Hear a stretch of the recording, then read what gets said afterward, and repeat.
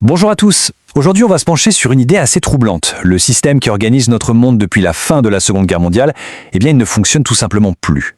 Il ne protège plus, il ne stabilise plus et surtout il est incapable d'empêcher les crises qui finissent par frapper directement à notre porte. On a tous un peu cette impression, non? Que le monde ne tourne plus vraiment rond.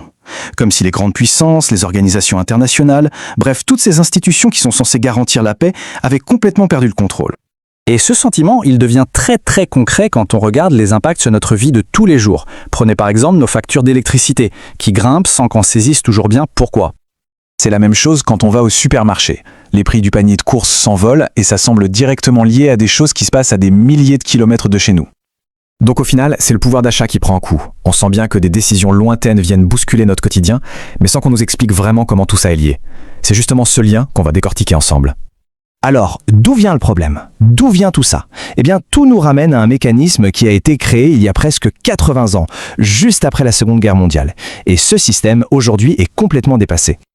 Ce fameux système international, ce sont des noms qu'on entend tout le temps. L'ONU, le Conseil de sécurité, des institutions fondées pour une chose, maintenir la paix et la stabilité. Mais en réalité, leur influence sur nos vies est bien plus directe qu'on ne pourrait le croire. Le cœur du réacteur de ce système, c'est le Conseil de sécurité. Et sa logique, elle, est restée bloquée en 1945. 5 pays vainqueurs de la guerre, qui ont donc 5 sièges permanents, et surtout 5 droits de veto. Autrement dit, 5 visions du monde qui ont le pouvoir de tout paralyser. Le problème, et il est de taille, c'est que ce modèle est figé. Il est complètement déconnecté de la réalité du monde d'aujourd'hui. Il ne représente ni l'Afrique, ni le monde arabe, ni l'Asie qui émerge, ni même l'Europe telle qu'elle est aujourd'hui. C'était un système déséquilibré dès le départ. Pendant des décennies, cet équilibre précaire a tenu, notamment grâce à une certaine stabilité économique.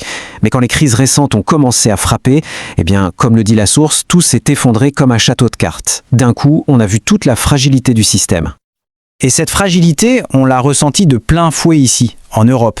Des crises qui nous semblaient très lointaines ont eu des conséquences immédiates et brutales chez nous.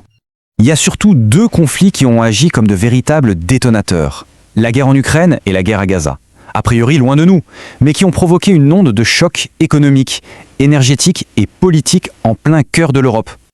Mais alors, pourquoi le système est-il si impuissant? C'est parce qu'il a un défaut de fabrication, si on veut. Il ne cherche jamais vraiment à résoudre les crises pour les gens qui les subissent. Non, il se contente de les gérer, pour maintenir un équilibre qui arrange les grandes puissances. Et cet équilibre, tôt ou tard, finit toujours par exploser.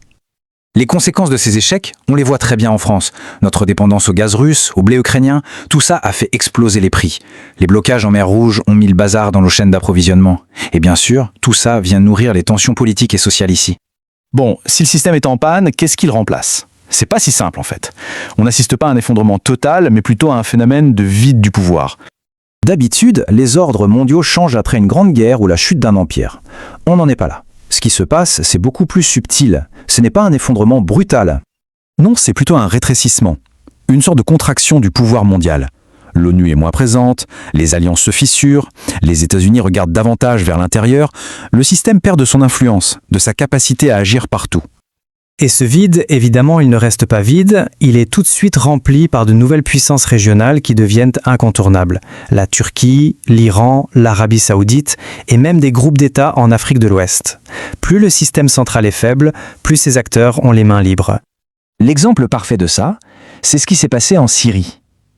Le Conseil de sécurité était totalement paralysé. Qu'ont fait la Russie, la Turquie et l'Iran? Ils ont créé leur propre table de négociation, le processus d'Astana, en contournant complètement le système de l'ONU. Et voilà, la boucle est bouclée. Tous ces grands changements géopolitiques ne sont pas juste des concepts abstraits. C'est nous, au quotidien, qui payons la facture de ce système en fin de vie. Pendant longtemps, parler de nouvel ordre mondial, ça faisait un peu théorie du complot, pas vrai? Eh bien aujourd'hui, même en France, ce n'est plus du tout le cas. C'est devenu une vraie question populaire, sociale, politique. Pourquoi? Parce que les gens en ressentent les conséquences très directement. Cette lente agonie du système de 1945, on la ressent où? Dans nos portefeuilles qui se vident, sur nos factures qui s'alourdissent, dans l'incertitude pour nos emplois, et bien sûr, on la voit dans les urnes où les extrêmes se nourrissent de toute cette instabilité. Le constat, il est dur, mais il est là. Le système qui était censé garantir la paix est devenu en fait une machine à fabriquer de l'instabilité. Et c'est nous qui en payons le prix. La grande question reste donc ouverte. Est-ce qu'un nouveau système, plus juste, plus équilibré, peut voir le jour? Une chose semble certaine, le changement ne viendra pas de l'intérieur, du Conseil de sécurité lui-même. Il viendra de l'extérieur. Des régions et des peuples qui cherchent à reprendre leur destin en main. Reste à savoir quelle forme prendra ce nouveau monde.